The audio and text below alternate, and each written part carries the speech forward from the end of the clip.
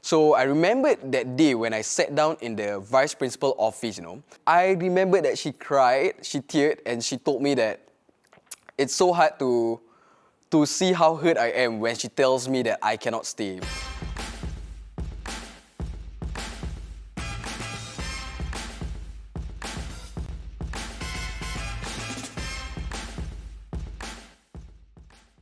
Hi everyone, welcome to the second episode of Ask Waistlab. So in the previous episode, I was comparing different types of waist trainers.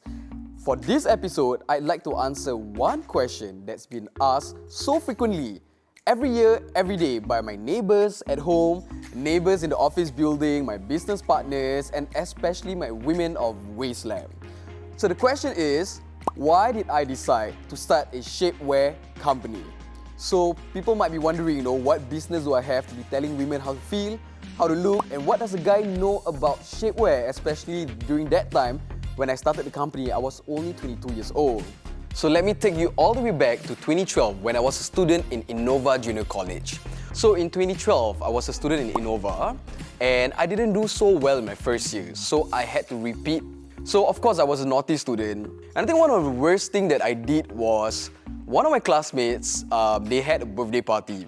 I brought eggs to school, a carton of eggs, and we were bashing each other with the eggs. We got called to the principal's office. So all these kinds of nonsense that I did in junior college.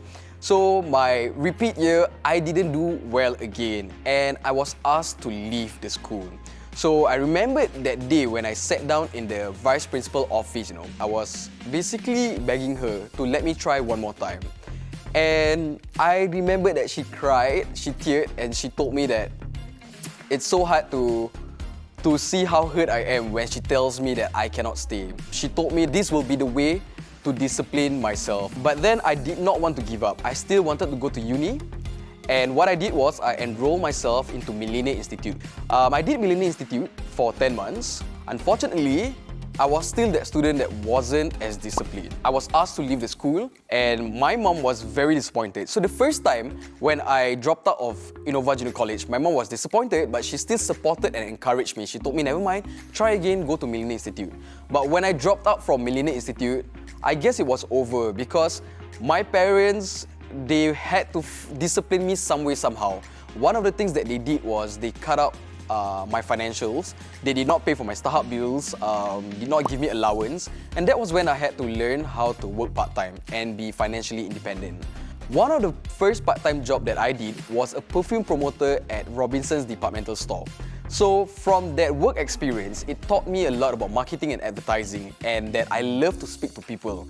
I enrolled myself into Ngee Ann Polytechnic and I studied advertising and PR. So in my first year of Polytechnic, that was the first time I encountered a waist trainer. So in 2015, that was the time that waist trainer blew up all over the world. When Kim Kardashian made it mainstream, you could see it around the internet. And the first time I encountered it was via my mom. I still remember the day that my mom got her waist trainer and she tried it on, and the look on her face, she was so happy. So my mom is around her mid-50s, she's slightly plump, and she appreciates anything that's related to self-care, self-love, anything to make her feel good or look good. So one of the things that she told me was, she said that she wished her waist looks like that without the waist trainer on. And you could tell that she felt really confident with the waist trainer. So that inspired me. If that made my mom happy, I feel that that would make other women happy too. So what I did was I started my own Carousel account where I bought stocks from EasyBuy, China, I import them to Singapore and I sell it via Carousel while I was working a couple of odd jobs like banqueting, waitering and a few retail jobs. One of the concerns that I have starting the business was, I'm a guy and I don't know anything about shapewear other than the experience that I always follow my mom Marks and Spencer monthly, to buy her intimate garments. I sat one corner, play my games, since I was in primary school. That was the only experience I have with shapewear. That was through my mom. There must be a lot to learn about this business, but I still go ahead with it because my mom encouraged me. She told me not to be scared. She told me that just keep your intentions right, When I saw the business growing, I felt that there was potential and I wanted to take it to another level. I felt that I want to take the business out of Carousel and have our own e-commerce platform. And that was when I pitched to Ngee Ann Poly, the Sandbox, for a mini kickstart fund for me to start off the business. Basically, I need money to create the website. For photo shoots, if you're curious, it's $3,000. And I used that amount to start my own website and did my photo shoot. So when I got the Kickstart Fund, I was also selected to do a 6 months internship in Jakarta.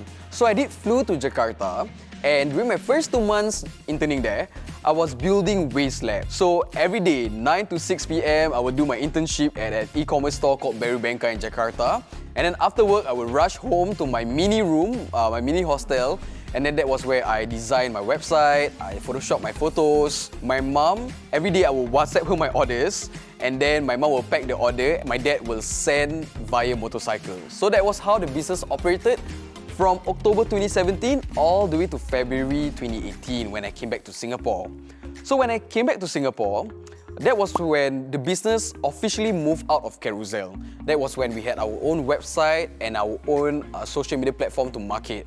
And I told my mom to hands off the business and let me operate it myself. So anyway, the journey might seem smooth, however it's not, because I had to go through 8 different suppliers to get to where we are now. And I'm just so happy that right now, we have a supplier that is reliable and someone that we can count on. So just to make sure, the waist trainers you're buying now is not from EasyBuy, okay? It's something that is well thought out, something that I went through a lot to design, to piece it together, flew to China a couple of times to make sure that it was perfect.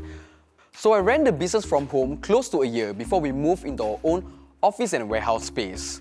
Fast forward to today, my mom still supports me in my business. She still comes down to the office, she brings home cooked food and she gives feedbacks on our products and services. I just feel very blessed that I'm in a position now to support my mom because recently she's not been feeling very well. And I'm happy that she doesn't have to manage all my troubles anymore like how I was 5-6 years ago. So one of the biggest lessons I learned is that, number one, you need to have the right intention. It doesn't matter if you're a male running a female-centric company or if you're a female running a male-centric company. As long as you are sincere in what you do and you genuinely want to make your customers feel good or look good, then it's perfectly okay. The second biggest lesson I've learned is that never compare yourself with anyone else, especially in today's society. The moment you're gonna do that, you're gonna feel so stressed out. I'm happy that today I am my own person. I feel confident and I don't care about what people say about me or what other people do.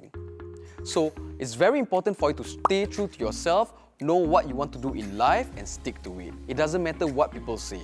So if you're running a business, it's important to listen to your customers and listen carefully. So to my Women of Waistlab, what is next for us? We'll be launching our shapewear really soon. And we're gonna have a couple of new stuff around. So watch our stories and keep yourself updated. Thank you so much for being patient. And lastly, share this video with someone that you feel might relate to my story. Thank you for watching Us Waistlab and I hope to see you in the next episode.